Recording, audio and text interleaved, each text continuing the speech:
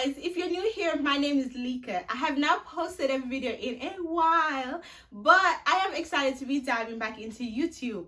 Here on my channel, I focus on sewing tutorials. I do have some fashion videos, and here and there you'll see me post some motherhood lifestyle videos. As you guys can see from the title, I'll be showing you guys my top 10 most important equipments that I think you should have in your sewing room, or in this case, your sewing corner.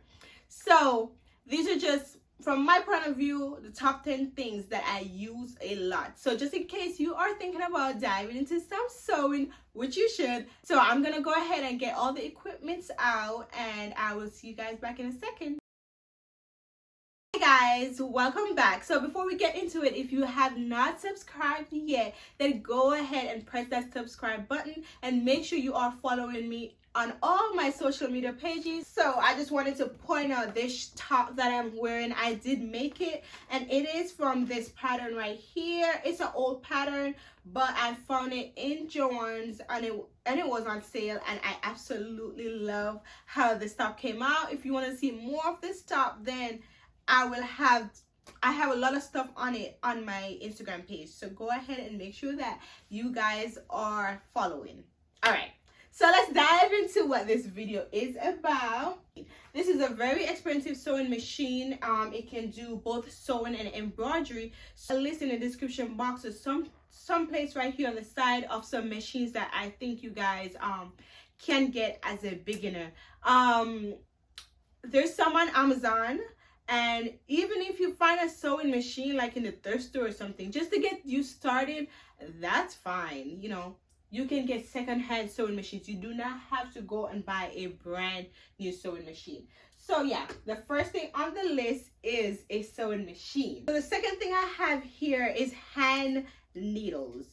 Hand needles are good for like hemming, for basting, and so forth. So hand needles are the second thing that I think you guys should have. It is also good to have some safety pin, and then some regular ballpoint pin, and then you do need to have like a pin cushion or just like a little basin or something just to keep your pins in order.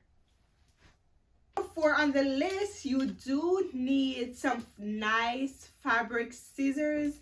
I do have a few of them here, fabric scissors, or you can get like a rotary cutter. I know a lot of people use these instead of scissors because they make it so much easier. So it's just like a preference thing. So fabric scissors or rotary cutter, and make sure you do not use your fabric scissors to like cut your patterns, to cut papers, because that will dull your scissors out. So you do want to have separate scissors for fabric and then a separate scissors to like cut your patterns and so forth. Moving on, I have these little like thread trimmers. You can use your fabric scissors to cut your thread, but thread trimmers are good to have. So the next thing I have on the list is a yardstick. It looks like this, or you can have a clear ruler. I do have both. I'm not sure where I put my clear ruler, but a clear ruler or a yardstick. Then a tape measure. You definitely need a tape measure to take your measurement and stuff like that. So I do have like 3 tape measures, because for some reason my tape measures are always like disappearing.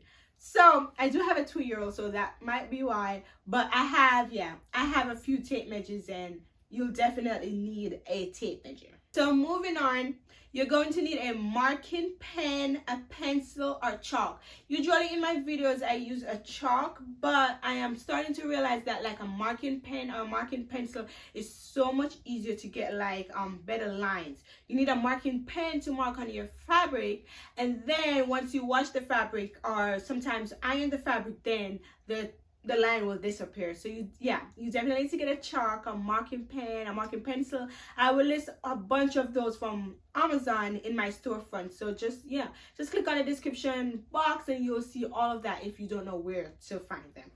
Oh, you guys, I did not mention threads. Of course you need thread. You need thread in order to sew.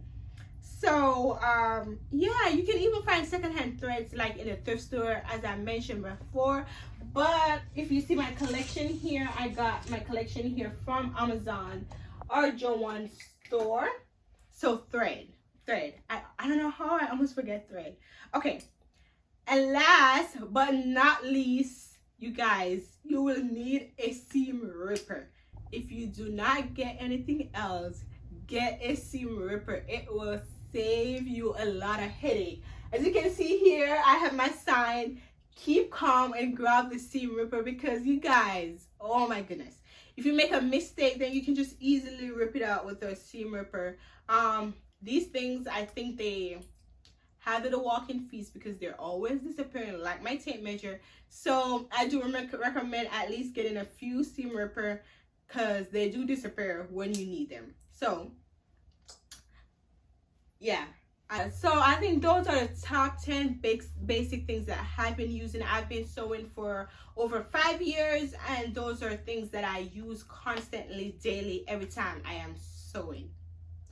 So yeah, thank you guys for joining me in this video. I wanted to do some more beginner friendly videos, so I'm starting the series off with the basic tools that you guys should have.